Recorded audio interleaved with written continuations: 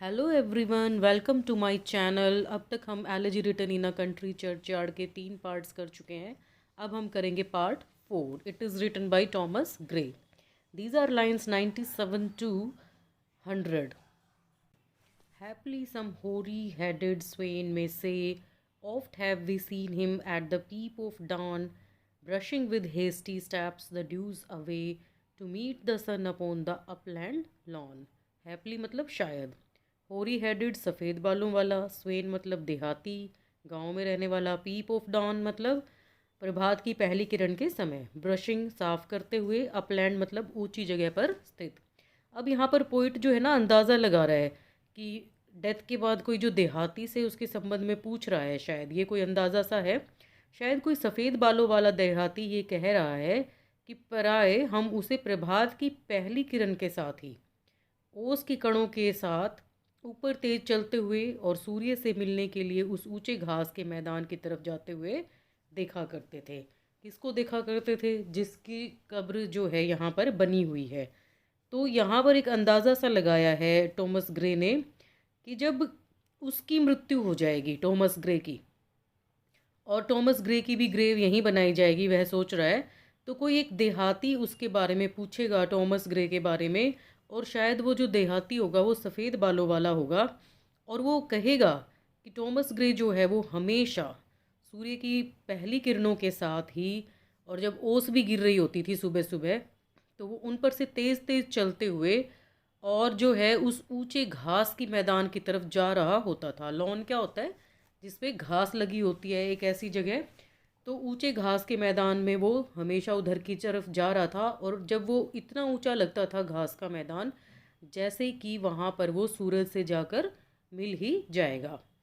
तो यहाँ से हमें क्या पता चल रहा है कि अब यहाँ पर पोइट अपनी डेथ को जो है सपोज करने लगा है कि मेरे मरने के बाद भी जब मेरे को यहाँ पर दफना दिया जाएगा इस चर्च यार्ड में, तो कोई सफ़ेद बालों वाला देहाती मेरे बारे में पूछेगा और वो क्या कहेगा कि मैंने जो है हमेशा सुबह सुबह पीप ऑफ डॉन के साथ तेज कदमों के साथ टॉमस ग्रे को हमेशा उस ऊंचे से लॉन की तरफ जाते हुए देखा है, और साथ में ड्यूज़ मतलब ओस की बूंदें भी गिर रही होती थी। और जब हम उसको देखते थे कि वो प्लान लॉन पे जा रहा है, तो ऐसा लगता था कि मान लो कि वो जो है सूरज से मिलने जा रहा है। तो alright, let us move to the next lines. There at the foot of yonder nodding beech that wreathes its old fantastic roots so high, his listless length at noontide would he stretch and pour upon the brook that babbles by. Yonder मतलब सामने वाला, nodding मतलब सिर को ऊपर नीचे करते हुए, बीच क्या होता है कि सफ़ेद सफ़ेदा ही होता है बीच, एक टाइप ऑफ सफ़ेदा है ये। और इसके जो छिलके होते हैं वो नरम होते हैं, और इसके पत्ते भी बड़े चमकीले होते हैं। रीड्स लपेटे हुए, फैंटास्टिक मतलब अद्भुत, लिस्टलेस मतलब कि जिसको हम किसी लिस्ट में लगाते ही नहीं है, शक्तिहीन है, उसकी कोई वैल्यू ही नहीं है। स्ट्रेच, स्ट्रेचिंग करवाते हैं स्पोर्ट्स में भी, तो फैलाना। पोर अपॉन गौर से देखना। ब्रुक होता है छोटा सा झरना। बेबल्स मतलब पानी के बहने की जो बैबलिंग साउंड आती है ना, झरना जब बहता है तो उसको बेबल्स कहते हैं। तो यहाँ पर अब टॉमस ग्रे कहता है कि वहाँ, there at the foot of yonder nodding beech, वहाँ उस झूमते हुए सफ़ेदे के पेड़ के दामन में, दामन में क्या है? रीड्स लपेटे हुए, क्योंकि वो, तो वहाँ पर जिसकी बहुत पुरानी जड़ें हैं और जो ऊंची लटकने लगी हैं, और ऐसा लगता है कि जैसे इस पेड़ ने गजरा पहन लिया है, क्योंकि जो रीड्स है वो लपेट लेता है और एक गजरे की शक्ल में बन जाता है। वहाँ Thomas Gray, his listless length at noontide would he stretch, अपने शरीर को बिल्कुल दोपहर के समय पर पूरी लंबाई में फैला देता है, स्ट्रेच कर लेता है। और and pore upon the brook that babbles by, और क्या करता है वो कि गौर से देखता रहता है, जो पास में ही एक ब्रुक झरना बह रहा है उसको बड़ी गौर से देखता रहता था। मतलब वह वहाँ पर सफ़ेदे के पेड़ के नीचे, जिसकी जड़ें नीचे तक लटक रही हैं, ऊपर भी चढ़ गई हैं, वो ऐसा लगता है कि उसने गजरा पहन लिया हो, वहाँ पर टॉमस ग्रे दोपहर के समय में आराम करता था झरने को देखते हुए। Hard by yon wood, now smiling as in scorn, muttering his wayward fancies he would rove, now drooping, woeful wan, like one forlorn, or crazed with care, or crossed in hopeless love. Hard by मतलब पास में, yon मतलब उस, that, wood मतलब जंगल, now मतलब कभी, स्कोन घृणा होती है, मटरिंग का मतलब है बहुत धीरे धीरे बड़बड़ करना, वेवार्ड मतलब जो चंचल होता है, फैंसी होती हैं कल्पनाएं, रोव होता है भटकते फिरना घूमना, ड्रूपिंग मतलब कि जिसमें कोई उत्साह ही नहीं होता है, क्रेज मतलब जो बहुत उत्साही होता है, वो फुल मतलब दुख से भरा हुआ, वैन होता है पीला पड़ जाना, और जी फोरलोन होता है अकेला या और अकेले रह के जो खुश नहीं रहता। तो ये कहता है hard by yon wood now smiling as in yon, उस जंगल के समीप भटकते हुए वह एक ऐसी कटु मुस्कुराहट भर लेता जैसे कि किसी चीज़ से उसको बहुत ज़्यादा घृणा भर आई हो, और कल्पनाओं में बड़बड़ाने लगता, बेलगाम कल्पनाओं में। कभी एक उदास अकेले व्यक्ति की तरह वह उत्साहहीन हो जाता, दुख से भर जाता, पीला पड़ जाता दुख से भर के, या फिर कभी कभी ऐसा लगता कि चिंता में ही पागल हो गया या निराशापूर्ण प्यार में कटा हुआ सा लगता। Hard by yon wood now smiling as in scorn, तो उस जंगल के समीप भटकते हुए, मटरिंग मतलब भटकते हुए, his wayward fancies he would rove, भटकता रहता था अपनी कल्पनाओं में, फैंसीज में। Now drooping woeful wan like one forlorn, और फिर जो है कैसे हो जाता, वो शिथिल हो जाता, उत्साहहीन हो जाता, ड्रूप डाउन हो जाता, दुख से भर जाता, वो फुल हो जाता, फोरलोन हो जाता, बिल्कुल फोरलोन मतलब अकेला और दुखी, और या फिर कभी कभी क्रेजी हो जाता केयर के साथ, और या फिर क्रॉस्ड करता उस होपलेस लव में। ऐसे लगता कि जो कि ये जो पोइट है टॉमस ग्रे, इसको प्यार में सक्सेस नहीं मिली, और ये जंगल में इस तरीके से अपना समय बिताता था, मतलब घूमता रहता था, भटकता रहता था। कभी कभी तो वो बहुत खुश होकर उन चीज़ों को देखता था, और कभी कभी घृणा के साथ स्माइल करके देखता था जंगल की चीज़ों को, अपनी इमेजिनेशन में जो है घूमता रहता था, कभी दुख में भर जाता था, अपने आप के एकांत को भी वो एन्जॉय नहीं करता था, या फिर कभी कभी बिल्कुल इतना क्रेज़ी हो जाता था और ऐसा लगता था कि जैसे कि इसको जो है अपने प्यार में सफलता नहीं मिली है। तो चलिए चलते हैं अब नेक्स्ट स्टैंजा की तरफ। Lines 109 to 112। वन मोन I missed him on the customed hill along the heath and near his favorite tree. Another came nor yet beside the rill, nor up the lawn, nor at the wood was he. Customed hill होता है कि वो पहाड़ी इलाका जहाँ पर वो regularly आया जाया करता था। हीथ का मतलब झाड़ीदार मैदान, और रिल का मतलब नाला, छोटी नदी। तो कवि कहता है कि एक दिन ऐसा लगता था कि वह मुझे हमेशा जो है रोज आने वाली पहाड़ी पर दिखाई नहीं दिया। वन मोन I missed him on the customed hill, उसी पहाड़ी पर जिस पर वो रोज आता था, एक सुबह वो मुझे वहाँ पर दिखाई नहीं दिया। Along the Heath and near his favourite tree, ना ही उस झाड़ीदार मैदान में और ना ही अपने प्रिय पेड़ के समीप वो दिखाई दिया। Another came nor yet beside the rill, दूसरा दिन भी आया, फिर भी वो मुझे उस नाले के समीप नहीं दिखाई दिया। Nor up the lawn nor at the wood was he, ना ही वह घास के मैदान की तरफ जाता हुआ दिखाई दिया, ना ही कहीं जंगल के आसपास वो दिखाई दिया। तो इस तरीके से जो है कवि मुझे एक सुबह, अगली सुबह, जहाँ पर रोज़ वो आता जाता था जंगल वाले इलाकों में, पहाड़ी पर, वहाँ पर वो नहीं दिखाई दिया, जो उसकी बहुत ही पसंदीदा जगह थी, पसंदीदा पेड़ थे, उसके आसपास वो दिखाई नहीं दिया। नहीं दिखाई दिया का मतलब क्या है कि यहाँ पर कवि की जो है वो डेथ हो गई है। ये इमेजिनेशन चल रही है टॉमस ग्रे की यहाँ पर। तो इस तरीके से टॉमस ग्रे अपने बारे में बताता है।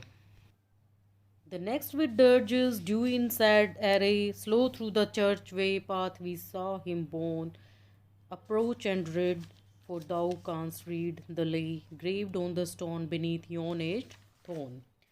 डर्जिज मतलब शोकगीत, सैड एरे मतलब उदासी भरी सी जगह, सजावट जैसे कि किसी डेड बॉडी को उस कपड़े में लपेटा जाता है, कफन में। चर्च वे गिरजे को जाने वाला रास्ता, बोन मतलब ले जाना उसको, BORNE। अप्रोच एंड रीड मतलब समीप आकर पढ़ना। कांस्ट मतलब कैन का सिंगुलर है ये। ले मतलब छोटा गीत। ग्रेव्ड खुदा हुआ, नक्काशी किया हुआ थोन कांटेदार पेड़। तो अगले दिन हमने उसे कफन में सजा हुआ और शोक गीतों से जो है उसके साथ बजते हुए जा रहे थे और उसको जो है गिरजे की तरफ ले जाते हुए देखा। The next with dirges due in sad array slow through the church way path we saw him borne. लोग उसको वहाँ पर लेके जा रहे थे कफन में लपेट कर। और वो देहाती जो राहगीर को कवि के बारे में बतला रहा है, वो उसकी कब्र की तरफ इशारा करते हुए कहता है, approach and read for thou canst read the lay graved on the stone beneath yon aged thorn. क्योंकि आप पढ़ सकते हैं, समीप आइए, पास में आइए, और ये जो छोटा सा गीत है जो उस पुराने कांटेदार पेड़ के नीचे वाले पत्थर पर खुदा हुआ है उसको पढ़िए।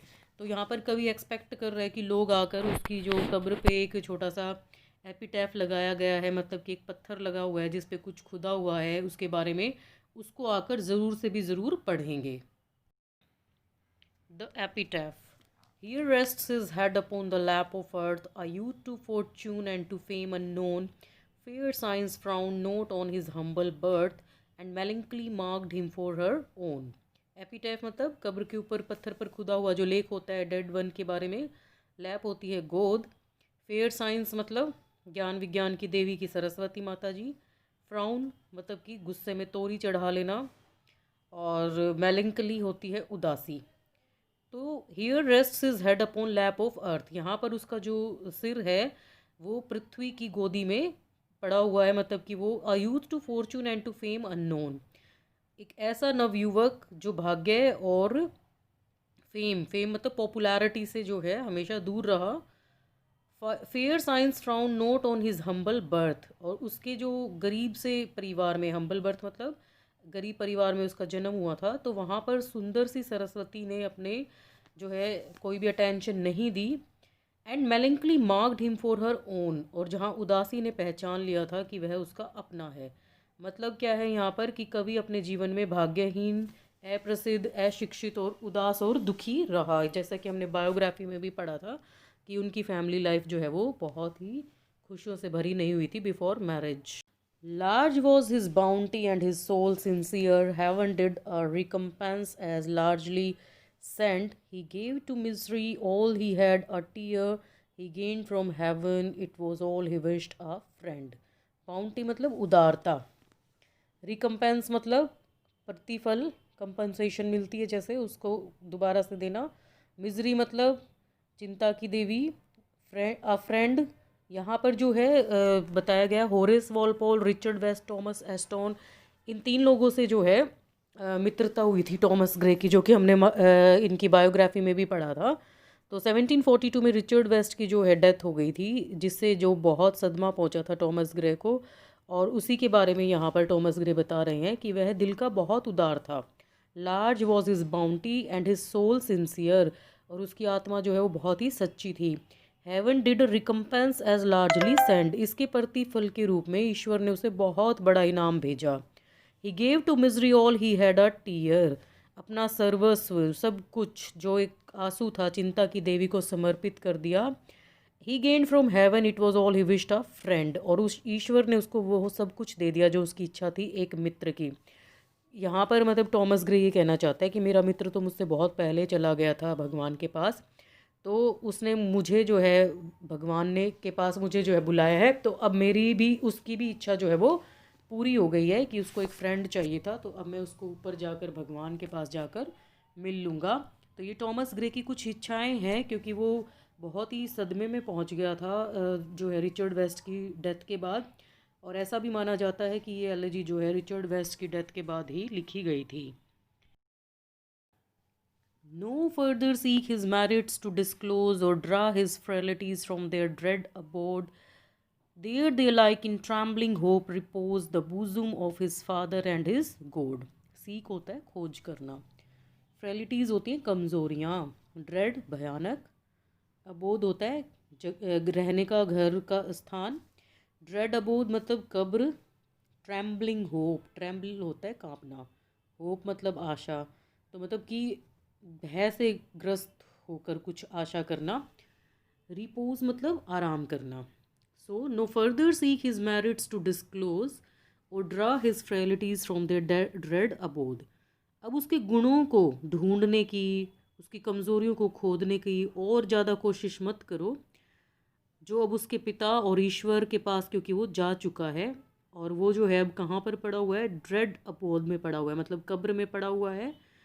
दे alike in trembling hope repose the bosom of his father and his God. और वो जो है कहाँ चला गया है, ईश्वर की दया प्राप्त करने के लिए।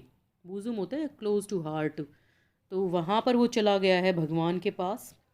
और फादर का देखो एफ कैपिटल है, तो ये भगवान के लिए यूज़ किया गया है। एंड इज़ गॉड, और अपने पिता समान भगवान के पास अब वो चला गया है। तो ऐसा बोलते हैं कि जब किसी की डेथ हो जाती है तो उसके बाद कोई उसकी बुराई करे तो ऐसा बोला जाता है, अरे अरे जो मर जाता है उसकी भी क्या आप बुराई करनी। तो यहाँ पर वो यही कह रहा है कि उसके गुणों को ढूंढने की और उसकी बुराइयों को ढूंढने की अब कोई ज़रूरत नहीं है, क्योंकि वो तो अब है ही नहीं। और वो अब हमेशा के लिए जो है अपने सर्व शक्तिमान पिता के पास चला गया है। तो ये है हमारी टॉमस ग्रे के द्वारा लिखी गई elegy written in a country churchyard. तो होपफुली आपने ये सब कुछ समझा होगा, अच्छे से आपको समझ आया होगा। तो ये था हमारा पार्ट 4, और यहाँ पर elegy written in a country churchyard ख़त्म हो गई है। Thanks for watching the video. Thank you.